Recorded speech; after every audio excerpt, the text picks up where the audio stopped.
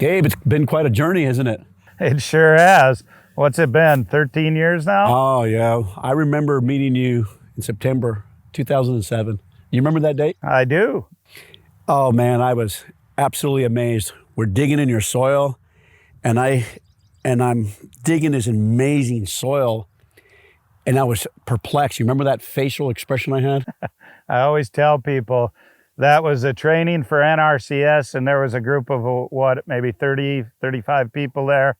And I remember this one guy standing there with his head cocked, kind of like, what in the world are you talking about? And the reason I was so perplexed, here I went to college for 8 years. I'm an agronomist. And I'm looking at this amazing soil. And when you said that you didn't use any chemical fertilizer and almost eliminated all your chemicals, I was shocked at how about little inputs you use, very little fertilizer.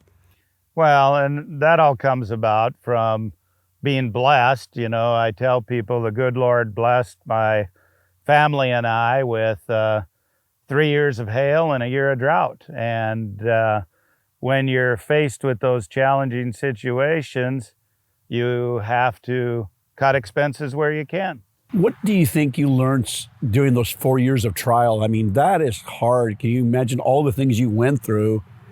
But what were some of the things you never forgot about those 4 years?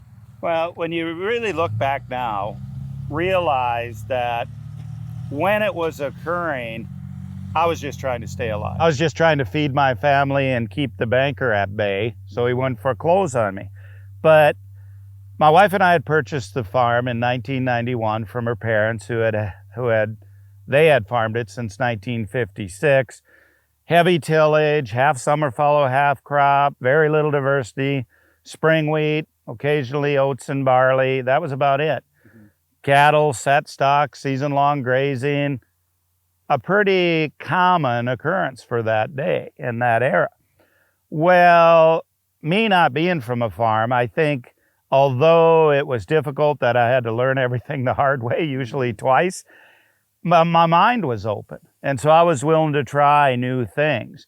So I could never understand why my father-in-law wanted to till all the time, because in the spring of the year, he'd be telling us, now we're going to till the field so it dries out so we can seed. But being in a limited moisture environment, we get about 16 inches of total precipitation a year, including moisture from snow. By July, we were praying for rain. So it didn't make sense to me. Why were we out there tilling and losing that moisture?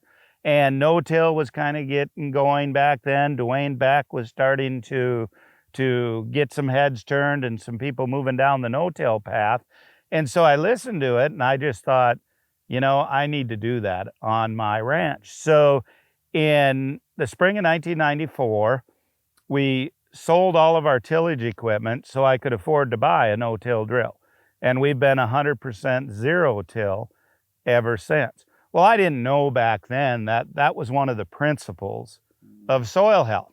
So I started moving down the no-till path. Then, 1995, I had 1,200 acres of spring wheat in. I also had some peas in. We had the peas combined off. The day before I was going to start combining those 1,200 acres of spring wheat, we lost the entire crop in a hailstorm. That was pretty devastating because we didn't have crop insurance, hail insurance. My father-in-law had owned that farm for 35 years, and he only had hail to any extent twice. So we just didn't think it was worth the money to buy hail insurance. So that really set us back after that hailstorm. The next year, 1996 comes along. Once you know, I started to diversify because, as I said, we had the peas combined off already before that 95 hailstorm. So I planted more peas, tried diversifying the crop rotation a little bit. Well, once you know, we lost 100% of our crop to hail again. So 2 years of no crop income. By then, the bankers starting to say, hey, this isn't working. I was fortunate. We had some cattle herd. I was starting to sell some registered bulls. And so I was able to make the interest payments, keep the banker at bay. But it was really tough. My wife and I took off-farm jobs. in order to provide for family living. 1997 came along and we dried out. It was a major drought in the area. Nobody combined an acre. We were fortunate. We scraped enough feed together to keep the cow herd intact.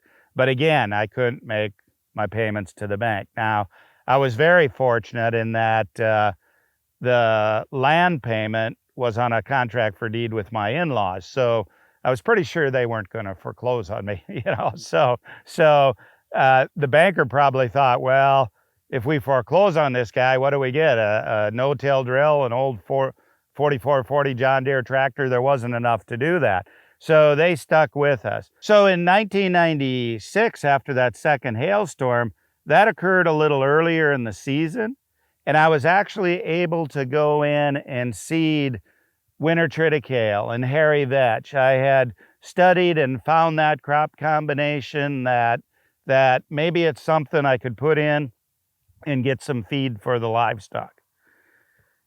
We did that.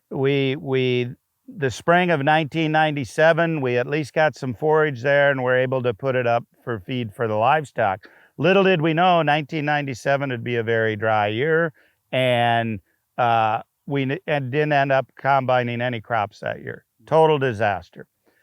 1998 come along, and in late June of 1998, we lost 80% of our crop to hail. So that made 4 years in a row with no crop income. I didn't know then what was really occurring, but I was observing a change in my soils. All of a sudden we had earthworms. Well, we had never had earthworms in any of our cropland fields before. The soil felt different. I noticed when we got moisture, we were starting to infiltrate more water. Knowing what we know now, think of what occurred during those 4 years of natural disasters. Go back to the soil health principles. Okay, principle number 1 is context. Well, you have to farm and ranch for your ecological context. What grows in your environment? Well, by growing some of these fall-seeded biennials, in North Dakota, where I'm at, we get the majority of our moisture in the months of April, May, and early June. These fall-seeded biennials are ideal for that type of an environment.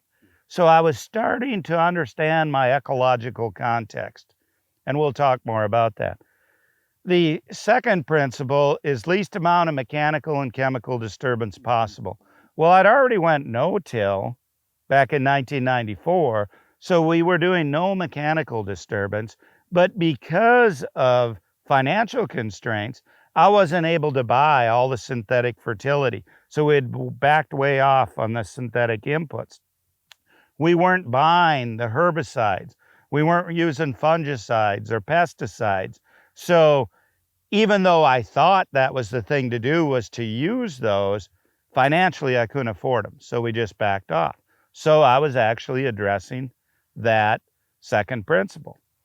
The third principle is armor on the soil surface, that skin, that covering that you talk about. Well, what better way to put skin on the soil surface than a hailstorm, right? So think of that. 3 out of 4 years, we had laid all that biomass on the soil surface. All of a sudden, I had that beautiful armor, that skin on the soil, protecting that soil from wind erosion, water erosion, from evaporation. Suppressing weeds. Suppressing weeds, right. So we were addressing that principle. Fourth principle is diversity. And I had mentioned how my father-in-law only grew spring wheat, oats, and barley. Well, I had added corn, I had added peas, I had added winter triticale, I added hairy vetch, I added forage winter wheat, I added sorghum Sudan grass. I was starting to diversify the crop rotation. The next principle is living root in the soil as long as possible throughout the year. So often in production agriculture, we see a farmer grow a cash crop, and then the land is idle. Nothing grows on there. Many times it's sprayed with a herbicide to kill the vegetation that nature's trying to put there. Nature wants living plants, and it's to feed that soil microbiome. And it's one of the most difficult principles to get farmers to do is, once they get the corn out or they get the soybean out and the ground stays bare. Mm-hmm. And so we're not able to capture sun, sequester nutrients. You can't do that without the living root. Exactly. I got to back up here, Joe, and splice in a piece in 1998. So in 1998, after that June hailstorm that took that crop early, we had some moisture that year. Well, I went out then and I needed feed for my livestock because we had gotten hailed out. So I planted sorghum, sudan grass, and cowpeas. I scraped enough money together to buy that seed. I seeded that. We had decent moisture. It grew, but I really couldn't even afford the twine to be able to put that in bales to feed the livestock in the winter. So I had read about people in Canada who were doing winter grazing. And I thought, well, I got to try it. We just left it stand, and then I let the cattle graze that during the winter. Lo and behold, they did fine. And they wintered just fine. So from that year forward, we started growing cover crops to graze with our livestock during the winter. We no longer had to put up near as much feed. The livestock are out there. They have 4 legs for a reason. They harvested the forage. They got exercise. They were healthier. They were spreading manure on the cropland while they were grazing. Works beautifully. So incredible. You're applying another principle, integrating animals in the natural system, and nature doesn't farm without animals. Exactly. And that is the 6th principle. Animal insect integration. Mm-hmm. We started to integrate livestock back on the cropland. I noticed an immediate improvement in the health of our soil when we started to do that.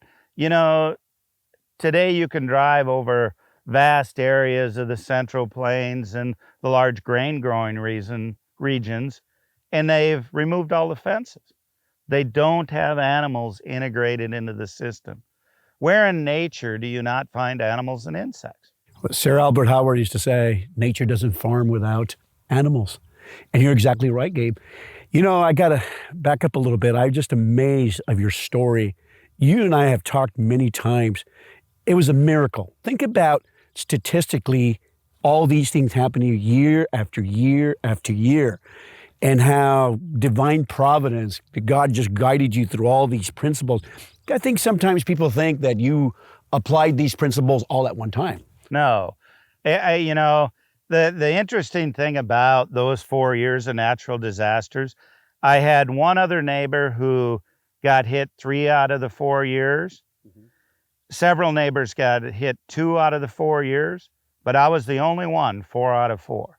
And I tell people, God looked down and picked the world's simplest creature and said, if I can make an example and get him to understand this, everybody should be able to understand these principles.